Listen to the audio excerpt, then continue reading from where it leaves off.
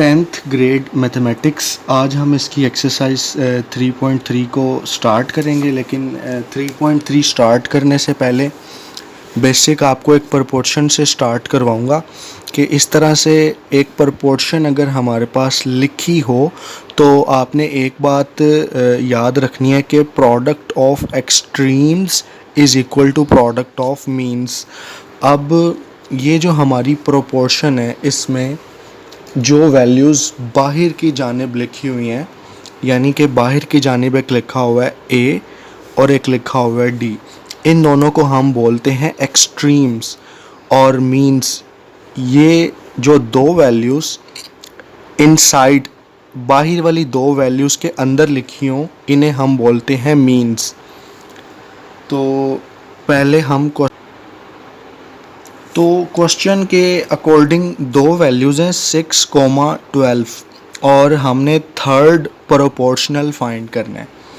तो पहली बात तो ये है कि आप 6,12 को एक प्रोपोर्शन फॉर्म में लिख लें, और प्रोपोर्शन फॉर्म में आपको पता है कि हमारे पास एटलीस्ट दो रेशोज़ होती हैं जो आपस में इक्वल होती हैं, लेकिन यहाँ पे सिर्फ दो वैल्यूज़ हैं।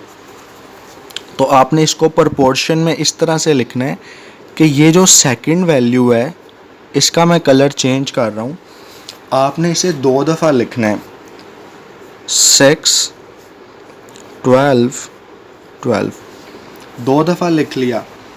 अब आप एक वेरिएबल ले लें x और इसे कह लें हमारा थर्ड प्रोपोर्शनल। पहले रेशो, फिर प्रोपोर्शन का साइन और फिर से रेशो। अब यहाँ पे आप फॉर्मूला लिखें या वो स्टेटमेंट लिखें कि the product of extreme values is equal to product of mean values. तो ये स्टेटमेंट इस तरह से लिखने के बाद अब आपने आइडेंटिफाई, ये तो अब आपको पता है कि ये 6 और ये x, ये दोनों वैल्यूज़ एक्सट्रीम्स हैं, और ये जो मिड में है यानी सेंटर में दोनों हैं, ये दोनों मीन्स हैं। तो फिर आप लिखिए 6 मल्टीप्लाई x, प्रोडक्ट का मतलब मल्टीप्लाई ही होता है, इज़ इक्वल 12 मल्टीप्लाई 12। सिंप्लीफाई कर लें, हमने x को फाइंड करना है, 6 को दूसरी तरफ शिफ्ट कर देते हैं। यहाँ पर अगर ये मल्टीप्लाई है तो डेफिनेटली दूसरी तरफ डिवाइड। अब 12 टाइम्स 12, यहाँ अगर आप मल्टीप्लाई नहीं करना चाहते तो आप इसे इस तरह भी कर लें 6 2s are 12, 2 into 12 is 24, so x is equal 24 is our third proportional, और ये हमारा आंसर है।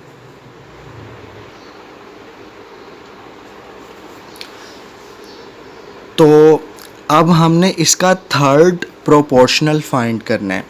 तो पहले आप इसे एक प्रोपोर्शन फॉर्म में लिखें, और प्रोपोर्शन फॉर्म में लिखने के लिए आपने ख्याल रखना है कि जो सेकंड वाली वैल्यू है, इसे आपने दो दफ़ा लिखना है। तो पहले a क्यूब 3a², फिर से 3a²। अब एक जो थर्ड प्रोपोर्शन की वैल्यू है, आप सपोज कर लें वो x है, और ये x हमने फाइंड करना है। पहले रेशो, फिर प्रोपोर्शन और फिर से रेशो, और ये लिखने के बाद आपने स्टेटमेंट लिखनी है product of extremes is equal to product of means. और अब तो उम्मीद करता हूँ कि आपको अच्छी तरह पता चल गया होगा, ये जो वैल्यूज़ बाहर की जानिब लिखी हुई है ना, इस तरह बाहर की जानिब, ये हमारी एक्सट्रीम वैल्यूज़ हैं। तो इन दोनों को मल्टीप्लाई करवा के हम लिख लेंगे a cube multiply x is equal to, और ये जो मीन वैल्यूज़ हैं इन दोनों का प्रोडक्ट 3a² टाइम्स 3a²। बस आप थर्ड प्रोपोर्शनल यानी x की वैल्यू को फाइंड कर लें और वही आपका आंसर होगा। ये a क्यूब राइट साइड पे आकर डेफिनेटली डिवाइड होगा, और इसे सिंप्लीफाई अगर आप करें तो ये बनेगा 9 a to the power 2 plus 2 4 over a cube. बस एक स्टेप और आएगा और हमारा फाइनल आंसर। इसके बाद आप लिखेंगे अब a क्यूब और a टू द पावर 4, ये 9 तो as it is, power 3 power 4 से कैंसिल, तो पावर 1 बची और आप लिख लेंगे 9a। और ये जो 9a है ये हमारा आंसर है या फिर थर्ड प्रोपोर्शनल।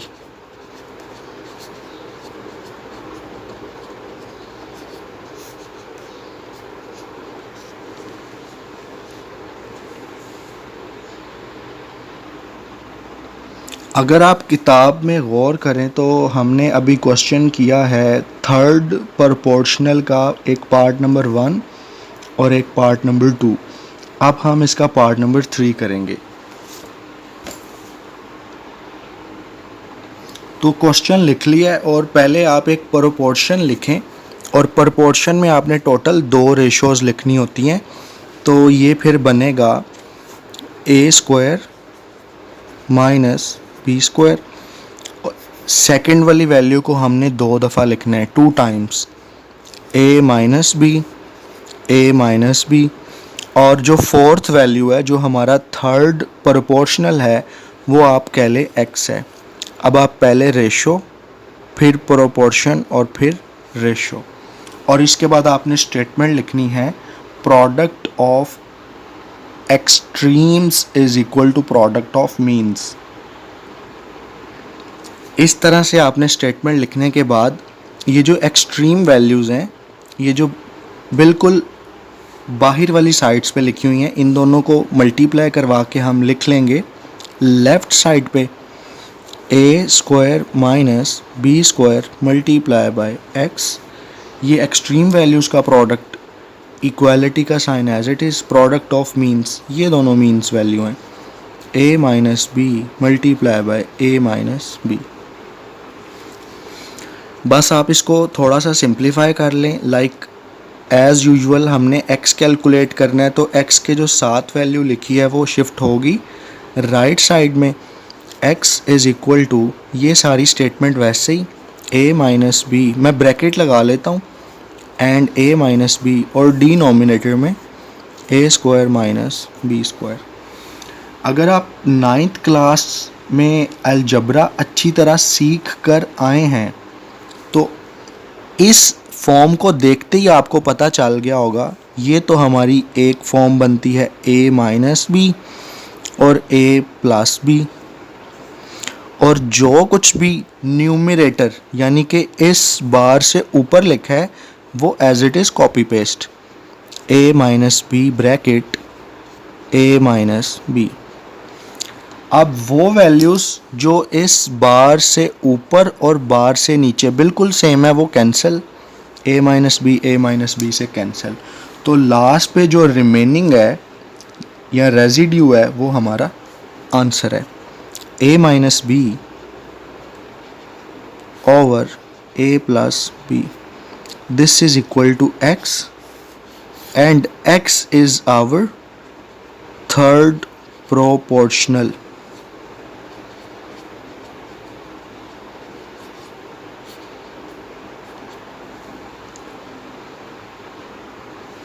अभी तक अगर आप गौर करें तो हमने पहले जो क्वेश्चन नंबर 1 के पहले 3 पार्ट्स जो हैं वो कामयाबी के साथ सॉल्व कर लिए हैं।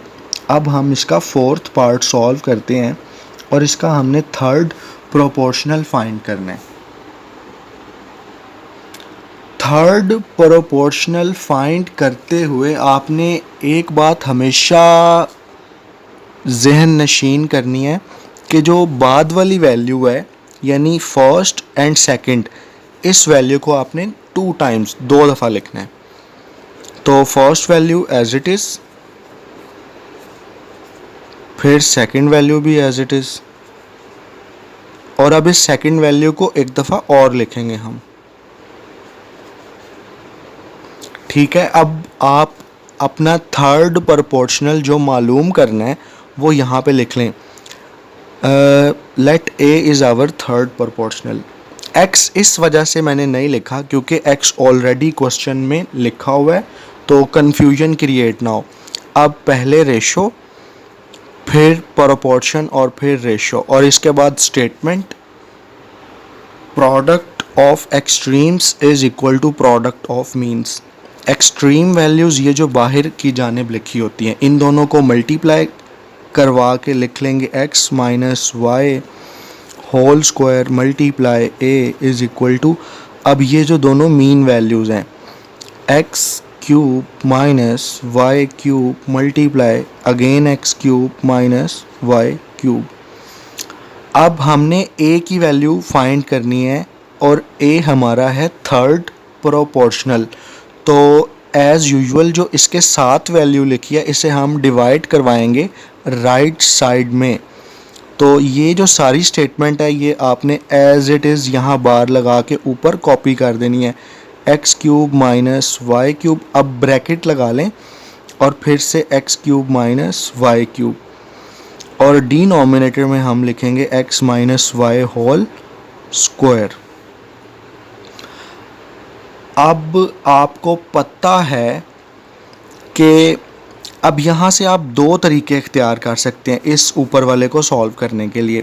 अब देखें, अगर मैं इस सारे को बेस मानूं या मे बी और इसको भी बेस मानूं पावर 1 और पावर 1, तो पावर 2 हो जाएगी। तो हम इसे लिखेंगे, यानी कि अभी ये रफ़ है, x cube minus y cube and whole power is 2। इस तरह से इस सारे को, इन दोनों वैल्यूज़ को सिंगल वैल्यूज़ में हम लिख लेंगे।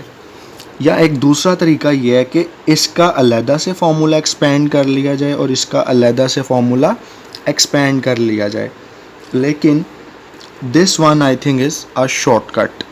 तो फिर मैं अब लिखूँगा इस सारे को इस फॉर्म में, क्योंकि x cube minus y cube को मैंने बेस माना है, तो बेस रूल के मुताबिक अगर बेसेस एग्जैक्टली सेम हों तो पावर्स ऐड होती हैं।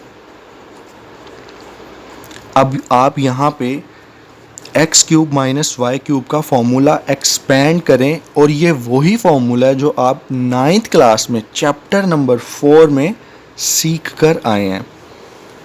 तो देखिए अब आगे क्या करेंगे, x cube minus y cube, तो पहले हम लिखते हैं एक्स माइनस वाई, उसके बाद सेंटर में माइनस हो तो सिर्फ फर्स्ट टाइम हम माइनस लिखते हैं और आगे सारी values positive, square of first value plus product of first second plus square of second value, और इसी तरह से ऊपर आपने लगा देना है होल स्क्वायर, और ये हमारी बार एज इट इज़, और ये जो हमारा डिनोमिनेटर लिखा हुआ है ये भी as it is copy paste.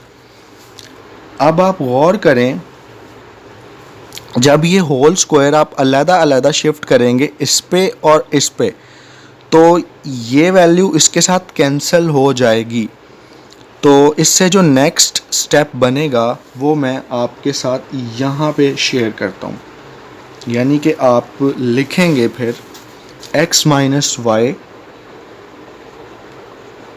Whole square bracket x square plus x Y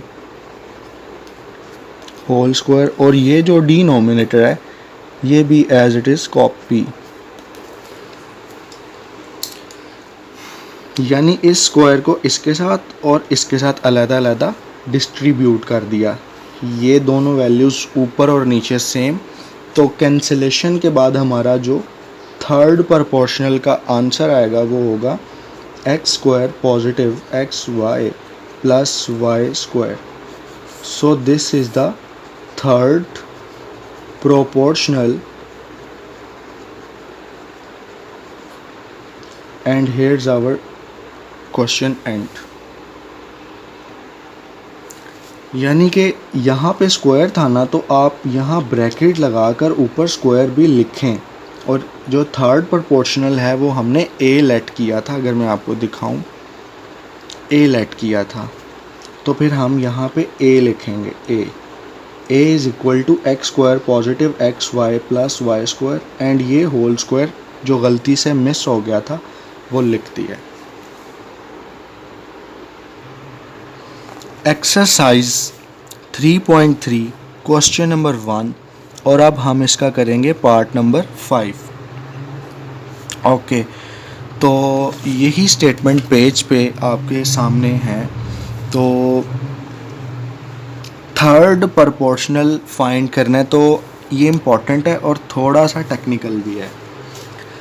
तो आपने तरीकाकार वही इख्तियार करना है कि x plus y whole square और सेकंड जो वैल्यू है इसे आपने डबल कर देना है, ratio x square minus x y minus 2y square, और फिर से ये वैल्यू लिखेंगे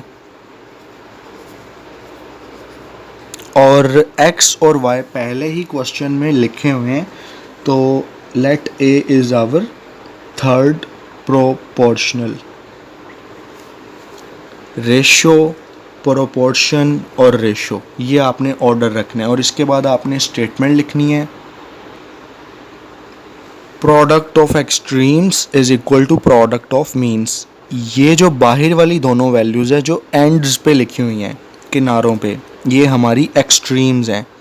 तो x positive y whole square times a is equal to, और इन दोनों वैल्यूज़ का स्क्वायर।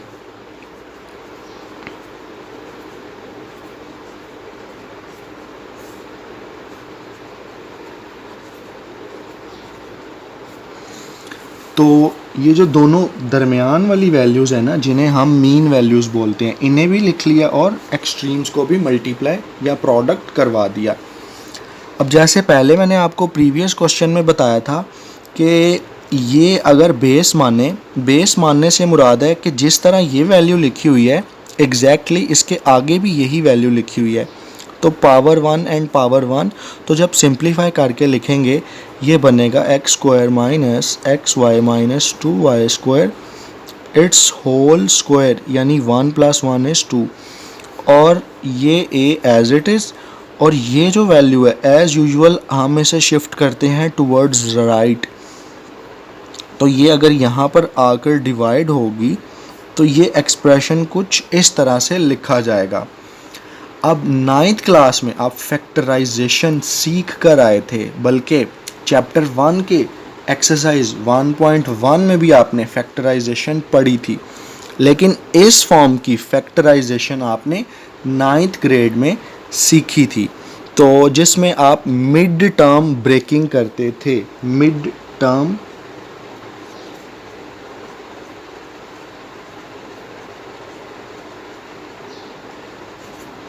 ब्रेकिंग। तो बस इस क्वेश्चन को टेक्निकल ही इस वजह से कहा जाता है कि मोस्टली या मेजॉरिटी स्टूडेंट्स इस स्टेप पर आकर स्टक हो जाते हैं, रुक जाते हैं। तो अब आपने ख्याल रखना है कि इस नेगेटिव एक्स वाई को हम ब्रेक कर सकते हैं नेगेटिव 2xy पॉजिटिव xy, और ये जो दोनों वैल्यूज़ हैं x square minus 2y square, ये एज इट इज़, और ये ऊपर होल स्क्वायर भी एज इट इज़ और डिनोमिनेटर भी एज इट इज़। यानी हमने इस नेगेटिव एक्स वाई को ब्रेक किया है इसमें, जो कि हमारा बिल्कुल ठीक है। अब आप गौर कीजिए कि ये जो पहले वाले दो हैं इनमें से x कॉमन आ जाएगा और बाद वाले जो दो हैं इनमें से y कॉमन आ जाएगा।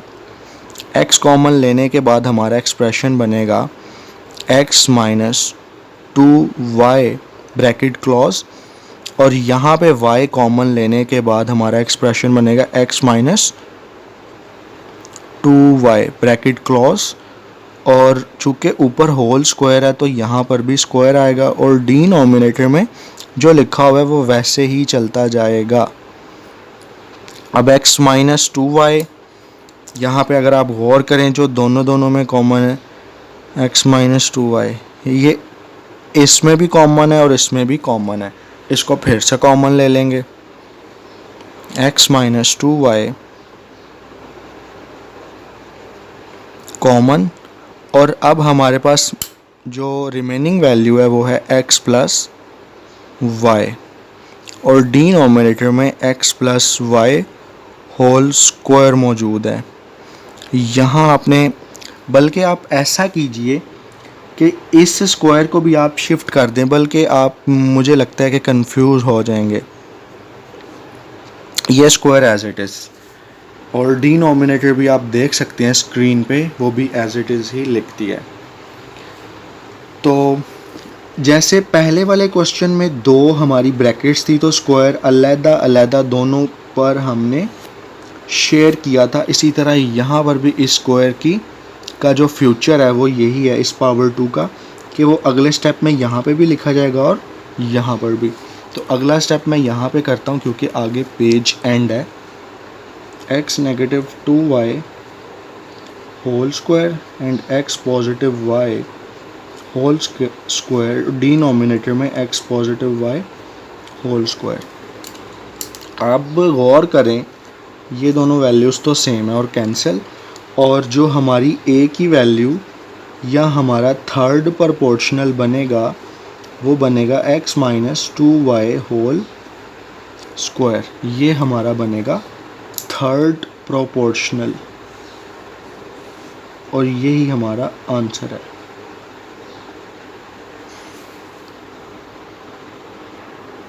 अब हमारे पास थर्ड प्रोपोर्शनल फाइंड करने का लास्ट क्वेश्चन है, और ये क्वेश्चन अगेन अपने आप में थोड़ा सा यूनिक है बाकियों से, और बोर्ड स्पेशल क्वेश्चन भी है for long question.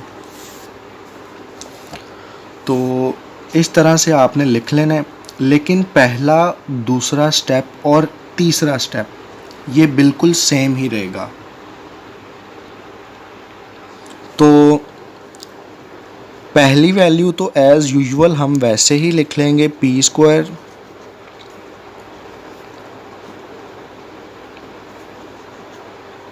First value वैसे लिख ली। ये जो कॉमे के बाद सेकंड वैल्यू ये जो बड़ी सी है, इसे अब हम लिखेंगे 2 दफ़ा, 2 टाइम्स।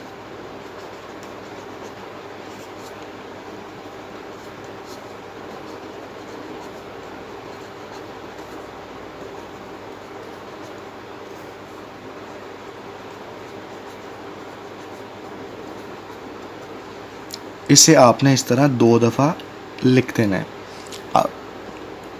हमारा जो थर्ड प्रोपोर्शनल है वो हम लेट कर लेते हैं x है। पहले पुट करते हैं रेशो इस तरह से, फिर प्रोपोर्शन और फिर रेशो, और इसके बाद हम स्टेटमेंट लिखते हैं product of extremes is equal to product of means. ये जो बाहर वाली साइड पे दोनों वैल्यूज़ हैं ये हमारी एक्सट्रीम वैल्यूज़ हैं, तो इन दोनों को लिख कर दरमियान में मल्टीप्लाई का सिंबल पुट कर देंगे। P square minus q square upon p cube plus q cube times x is equal to product of means, यानी कि इन दोनों वैल्यूज़ का प्रोडक्ट या multiplication, p minus q upon p square minus p q plus q square times p minus q upon